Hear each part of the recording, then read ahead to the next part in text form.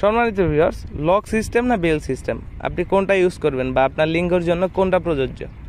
যারা সহবাসে সময় বাড়াইতে চান 25 থেকে 30 মিনিট, তাদের জন্য লক সিস্টেম। এবং যাদের লিঙ্গ 2-3 মিনিটের বেশি বীর্য ধরে রাখতে পারে না, ডায়াবেটিক্সের সমস্যাও আছে, তাদের জন্য এই লক সিস্টেমটা। এখান থেকে লিঙ্গ প্রবেশ করাবেন, এখান থেকে অন্ডকোষটা লক করবেন, একটা জেলি দিব, মেখে কাজ করবেন একটানা 25 থেকে 30 মিনিট। কোনো প্রকার ওষুধ লাগবে না, স্ত্রীকে থাকবে আপনার প্রতি সন্তুষ্ট।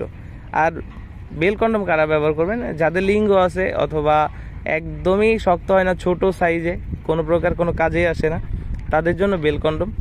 ডায়াবেটিক্সের সমস্যাও থাকতে পারে অথবা যৌনবাহী রোগের কারণেও লিঙ্গ বাদ হয়ে যেতে পারে, তাদের জন্য এই বেল কন্ডম। এখান থেকে আপনার লিঙ্গটা ঢুকাই রাখবেন, এখান থেকে অন্ডকোষটা লক রাখা যায়, একই সাথে বেল পরে নিতে পারবেন। এটা মাথার দিকে ছিদ্র আছে, চাইলে বাচ্চা কনসেপ্ট করাইতে চান তাও সম্ভব, এটা খোলার প্রয়োজন নেই।